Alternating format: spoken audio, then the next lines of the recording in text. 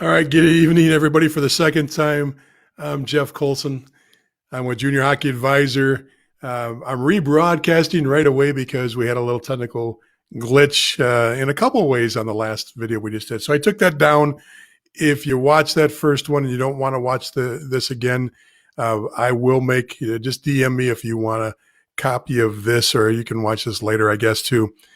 So tonight's topic, we're going to talk about Tier 3 junior hockey teams, their finances, what their income is, what their expenses are, a little bit about their infrastructure, of how they're structured, and we're going to make a little bit more sense of these things because a lot of people don't have a real good understanding of how these teams work. So let's jump right in.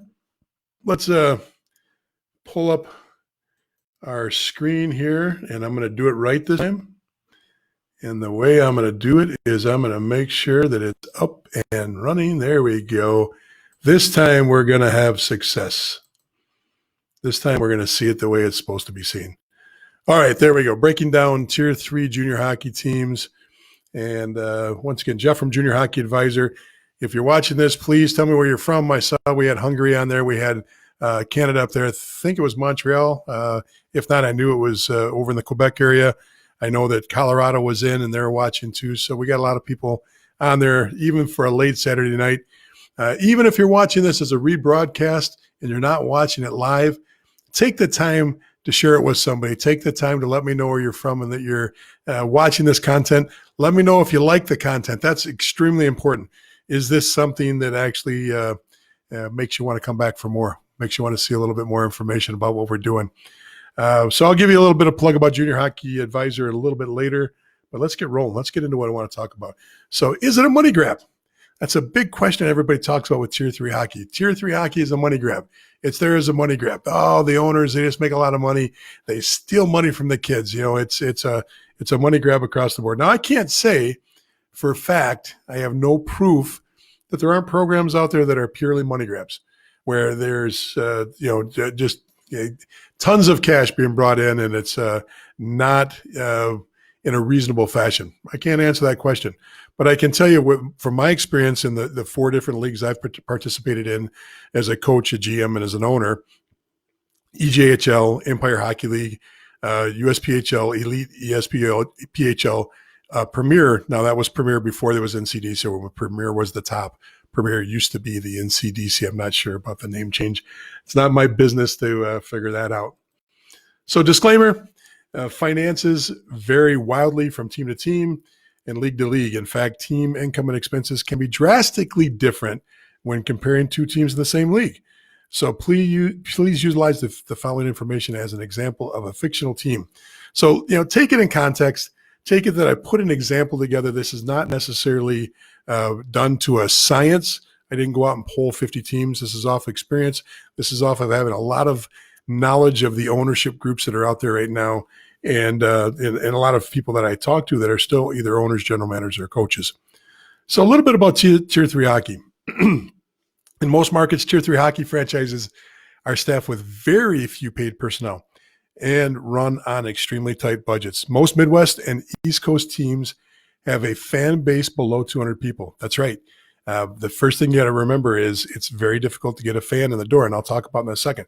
Because Tier 3 hockey is tuition-based, there is a delicate balancing act between tuition cost and services rendered. In other words, how much you charge the player versus what the player's experience is like, how much ice time, how many games, and what their travel experience is, and what other services you're offering them as far as off-ice conditioning, educational services, things like that.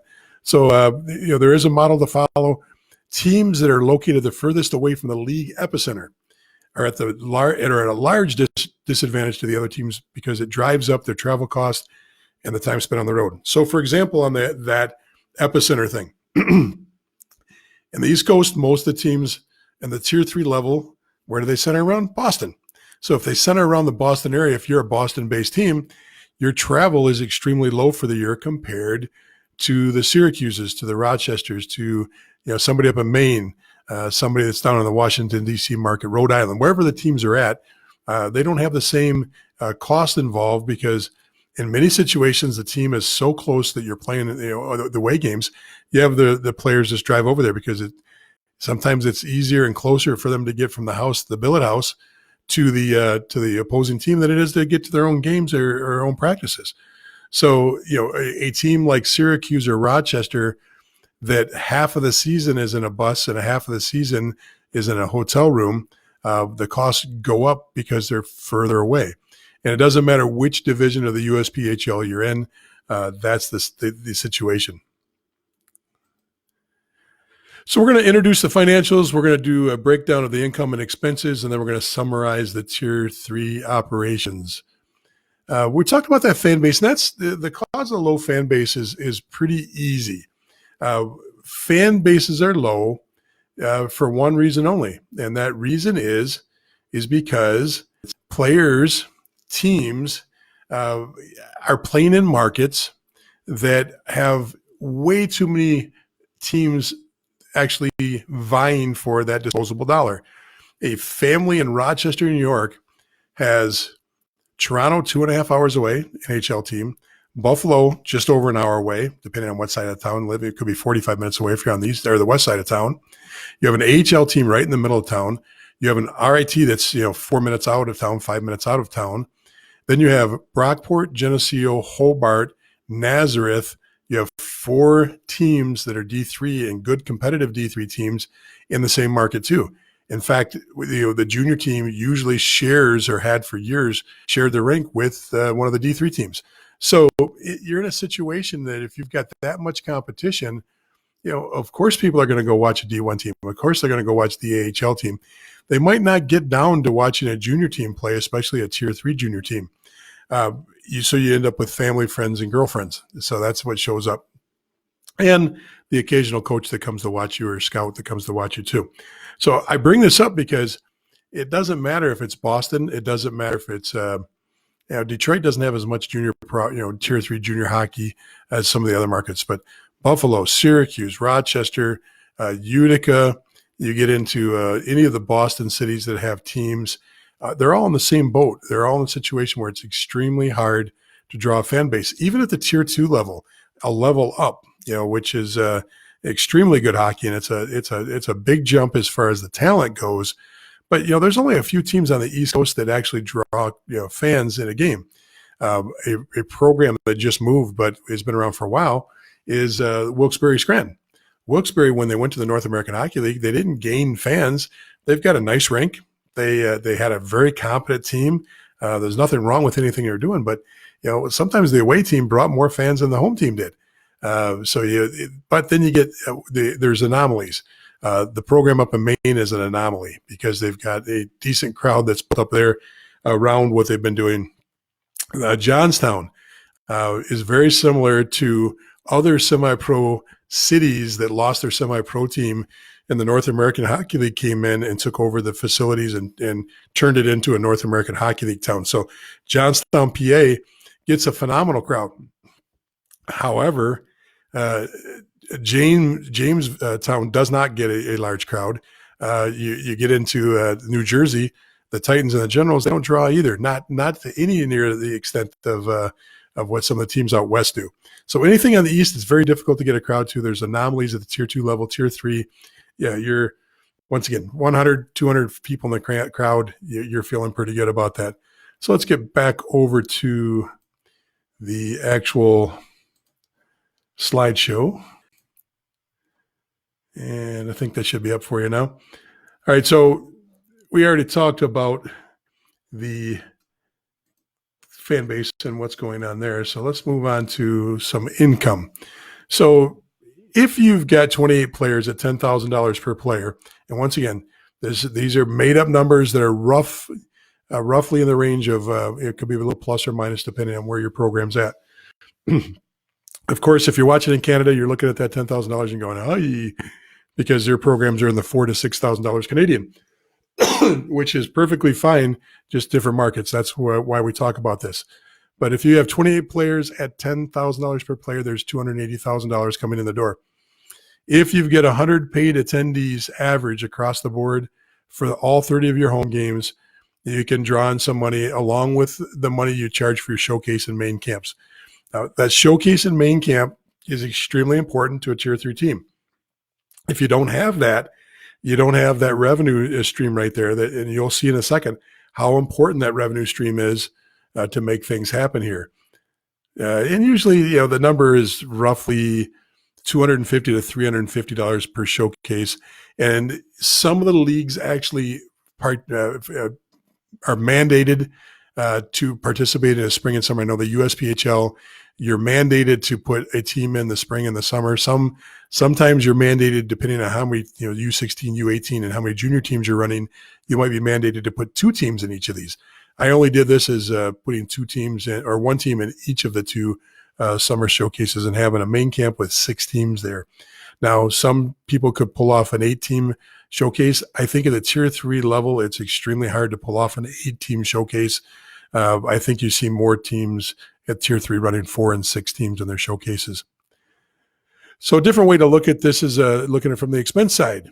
So the 2 main expenses, if you break it down into two parts, are your ice cost and your league fee and your showcase fee. So your game and practice ice, if you get 150 practice hours. Now, some people, 150 is not enough. If at $200 an hour, we tried to work it somewhere between 150 and 190 every year. We always try to pick up other hours. But I was also running 2 or 3 hours of private lesson ice a day. So we would bleed over. We'd take a half an hour from the private lesson ice and just run the team an extra half an hour on that ice too. 30 games at home, $350 per hour. Different markets, that could be high or low. League fee, once again, that's a generic league fee. It's not tied to any one league, but let's just say it's at $20,000. Then your salary and travel, if you put these numbers together and look at this, that salary includes your coach, your assistant coach, whatever scouts you might be paying, your EMT that's required for home games, your trainer, if you pay a trainer, and then your travel includes your hotel, your charter bus, and your meals on the road. So if you add all that up, there's already $238 or $280,000 out the window. But that's nowhere near all the costs. That's just taking your 2 main costs, your ice and your travel and salary. That's where everything's at. That's the majority of your money. Keep in mind that ice time, travel, staff salaries typically can run as high as 80% of a team's budget. Here's a little bit of breakdown of a budget in a little bit more detail.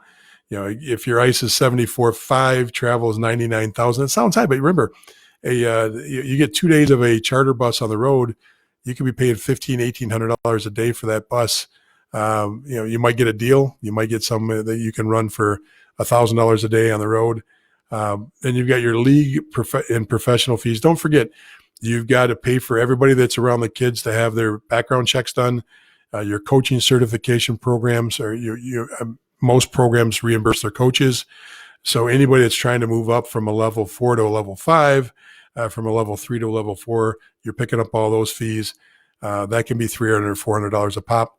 Salaries, once again, we talked about that. Now remember, that's not much money. That's $65,000 to cover 2, 3, 4, 5, and your whatever legal and accounting. There's $65,000 budgeted to cover a lot of different things. Now, in most years, legal and accounting is, $1,000 to $2,000 a year, because you only have to have your legal department overlook your contracts, just to review them to make sure all your contracts look good. And that accounting is just your typical once a year accounting. But, sometimes there's a bunch of different things being negotiated when you get into the new rink contracts and new ice contracts, or your league decides to move or change their name or do something. All of a sudden your legal fees can skyrocket. You can't really do much about the EMT and the trainer. And coaches. Now, a coach's salary can be anywhere from, at the tier 3 level, there are coaches out there that work as volunteers. They love it that much. They're usually assistant coaches that are, they've got another career and they just want to be around the team.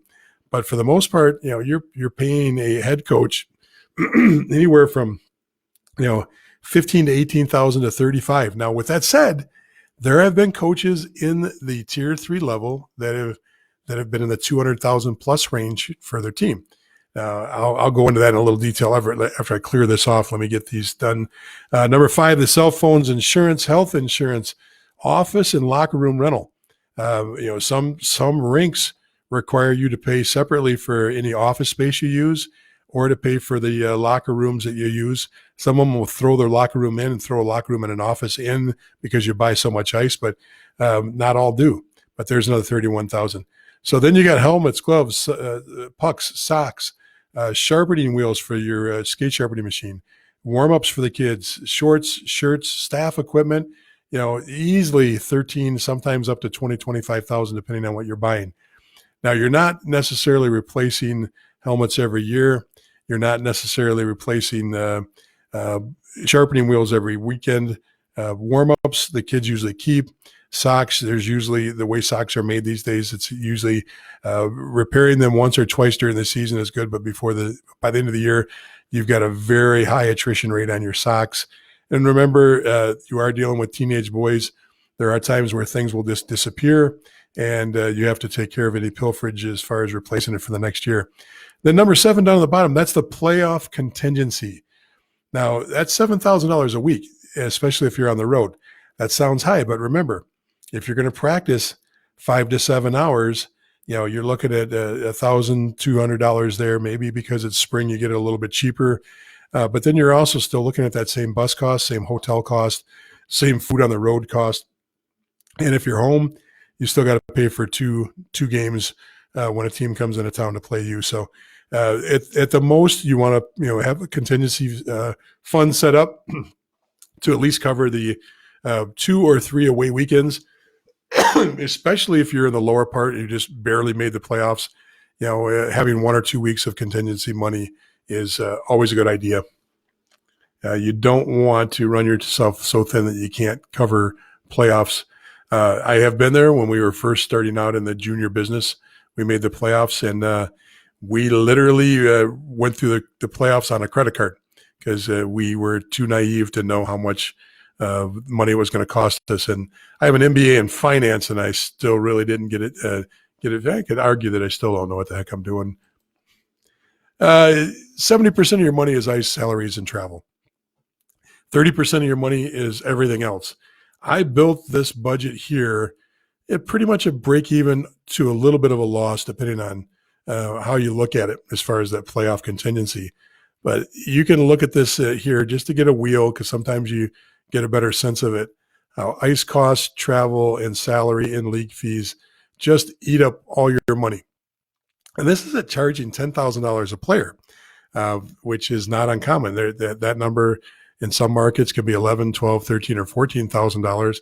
And sometimes they hide the fees a little bit. Sometimes they'll go at $8,500, but then they'll a la carte some of the travel expenses, or they'll a la carte the gym membership that you have to have, or they'll a la carte the your apparel. Whereas, okay, it's $8,500, but then your apparel package is going to cost you $600, and then your gym membership is going to cost you $600. And so there's different ways that teams do this. That's another way of hiding some of the expenses. If you're looking at tier 3 teams, that's definitely a question to ask. Is that fee they're charging you? Is that an all-inclusive fee? Does it cover my meals on the road? Does it cover my gym? Does it cover all of my apparel that I'll need? Now, kids might want to buy an extra hoodie or an extra beanie. They might actually want a team jacket, things like that might not be part of the apparel package. Those are usually for sale, so you might have a couple $100 that you can optionally buy that you don't need to buy. So key employees. Remember, tier 3 is different. If we were looking at a tier 1 team, and you can go pull one up, 2 of the good programs to pull up. Go pull up the Dubuque program. Pull up Dubuque in the USHL, and just look at how they're staffed. They've got a head coach. They've got a separate GM. They've got an assistant coach. They've got a goalie coach. They've got a video coordinator. They've got an education coordinator. And all these are paid positions within their organization. Then they've got a front office staff. They've got a director of ticket sales. They've got a director of marketing. They've got a office manager. All these positions are full-time positions. So you could have a staff. You've got game day operations people. You've got play-by-play announcers. You've got video coaches. That's tier 1. Okay. You see that in BCHL. You see that in some of the AJ teams, not all the AJ teams, but your upper echelon AJ teams. And you see that in the North American Hockey League with a lot of teams. Now, don't get me wrong. There's North American Hockey League teams that their ice staff is just the coach and the assistant coach and maybe a volunteer assistant goalie coach, where they run 3 and they might have a couple volunteer scouts. So just because you're in the North American Hockey League doesn't mean you've got huge budgets. So the titles here, you see a head coach GM, okay? In a tier 3 team, it's not uncommon to see head coach and GM put together. You'll see it at higher levels too, but it's very common to see it at the tier 3 level. You might see that GM title on an assistant coach once in a while. If it's a long-term assistant coach that's been around and is just a steady guy that likes his job, likes doing it, he might be an assistant coach GM. Or you'll see an assistant coach get elevated to an associate head coach GM. And then the owner tag. Now, that owner tag could be GM too, but let's just talk a little bit about what the head coach does in this situation. If you're head coach and GM, you've got on ice and off ice practice planning responsibilities. You're directly involved in recruiting and player advancement. So not only are you looking for new players, you're talking to coaches and colleges to try to get the players advanced to the next level. And you're coordinating the use of the local gym or your gym. You're a jack of all trades.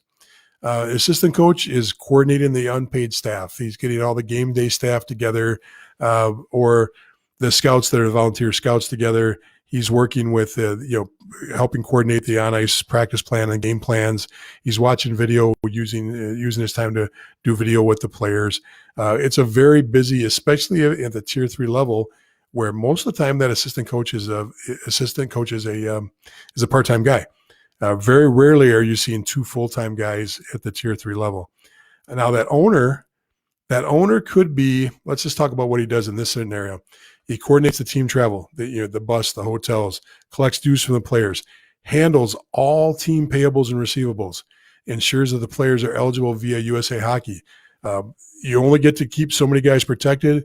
You have to move them. If you get 2 guys in the stands that you want in the game, Friday they are in the stands, and Saturday night you want them in the game, you've got to drop 2 players off your active roster. You've got to add them and delete the other guys off the roster. It's got to be approved and stamped by USA Hockey. That's what the owner would do in this scenario.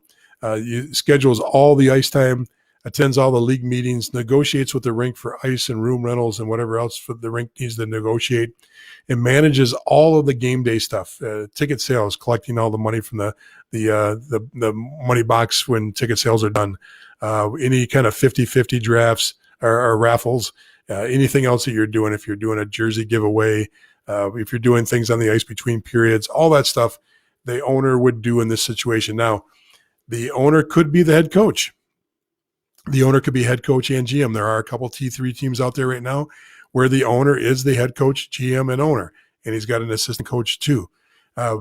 This is very much a small budget, small staff way of going about business. So, and you can see by the money involved why it's that way. The other key volunteers in a T3 team, these are things that are usually paid for with the higher level teams, is billet coordinator. The billeting situation to have players stay with a volunteer family, you have to have one person coordinate it all that has the ability to communicate with those families, communicate with those players, make it all work, and also to recruit and foster new relationships with new billet families coming in.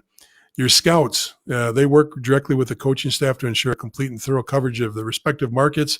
You might have a Michigan scout, you might have a West Coast scout, you might have a Toronto scout, you might have a Boston scout. Every team has a different amount of scouts. There is no rhyme or reason to how scouting works at the tier 3 level. I know we paid 2 different scouts a very small monthly salary to be in the rinks and watching players, and then we compensated them for how many players made our team. We did not compensate them for showing up to our showcases or made camp, but we did give them a bonus if they recommended a player to us that actually made our team. And then game day staff. Another volunteer role is ticket takers, selling tickets, security, goal judges, penalty box workers, time clock, score sheet. Sometimes even the play-by-play at the tier 3 level as a volunteer or very minimally paid position. So you can see there's a lot of work to be done that tier 3 organizations rely on volunteers to work with. Now, some teams pay these people. Some people have found a way to do it, and especially if you don't have as high of a travel budget, or if you don't have as high of an ice cost, there is more money to pay these people instead of having volunteer positions. So it's up to you on if you think this is a money grab or not. I think what I showed you was a break-even scenario, maybe a little bit of a loss in money.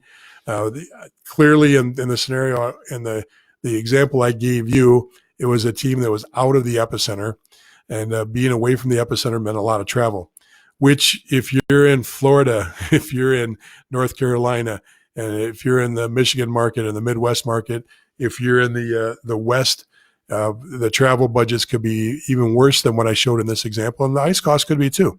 I don't know what ice cost is in Arizona right now. I don't know what it is in Utah. And honestly, I don't even know what the ice cost is in Florida right now. But I can imagine in some of those places it's going to be higher than the numbers I showed you, and some of them it's going to be lower. So you make the call. It's a hard way to make a living. I don't know of many Tier 3 owners or ownership groups that make a ton of money at this. Mostly a labor of love. The way you make money on this is A, if you own the rink, or B, you get involved in multiple things. You're running a 16 team, you're running an 18 team, you're running a lower level junior team, even a Tier 3 and then a higher level Tier 3 team. That definitely helps. We had an academy. We actually ran an academy that was very similar to, I'm going to throw my picture back up here. So we had a similar situation to what TPH has, Total Package Hockey. We had an online classroom set up. We had a full-time teacher that taught in the classroom and helped us. And we also had private lessons. We'd teach 30, 40, 50 private lessons. We had 2 skills rooms where we could keep private lessons going all the way till 8 or 9 o'clock at night, which made a big difference. And then we did a lot of little tournament teams with little kids and summer camps, and all that put together kept us viable as a overall company.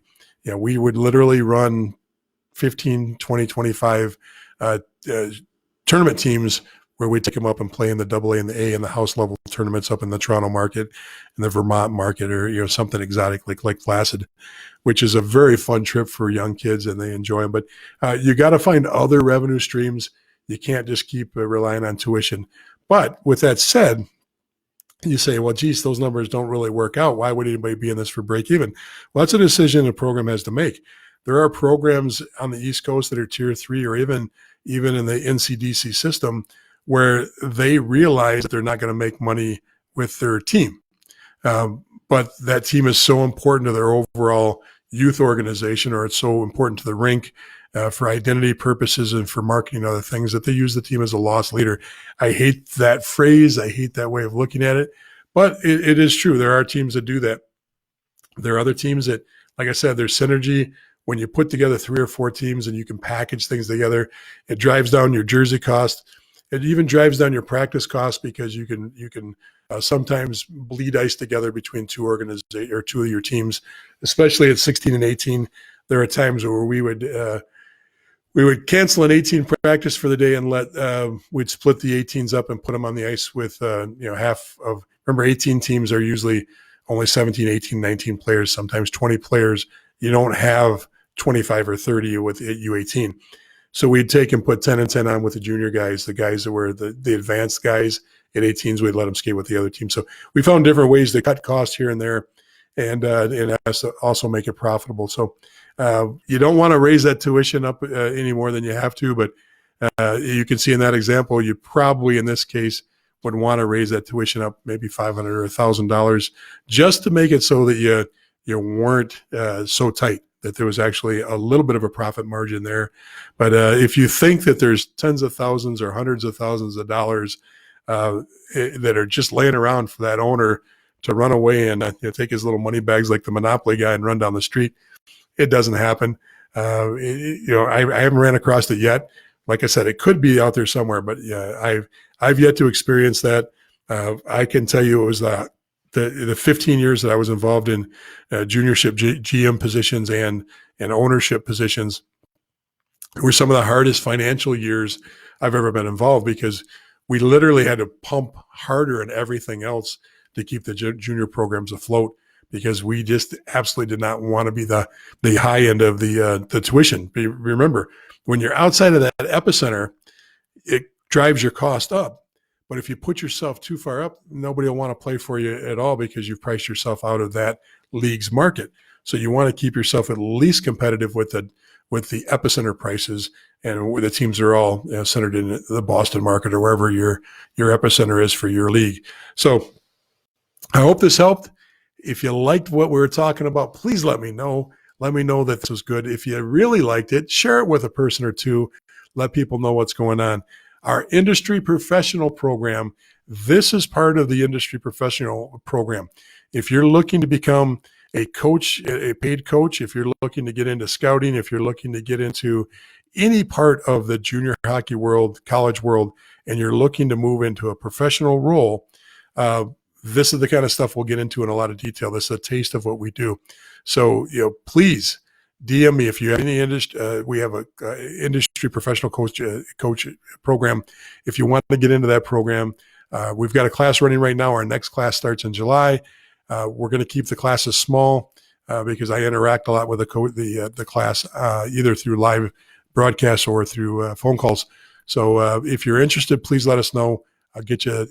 We'll get a phone call. We'll get talking to each other and see if it's something I can help you with. Besides that, have a great night. I hope you enjoyed this. If you're watching this on replay, feel free to still tell me where you're calling or watching from. Feel free still to share it with it and still share the comments with me so that I can actually know if there's something I can help you with as far as answering other questions about this. Please don't argue about the math. I did not do this to say this is exactly what your tier 3 team pays. Coaches, I think you understand, GMs, owners, this was not put out there to ruffle feathers, and that's why I did not pick on any one certain team or use any certain model from any certain area. This was generic. This was built just to show you that it's a lot tighter than what people think. So hopefully you enjoyed it.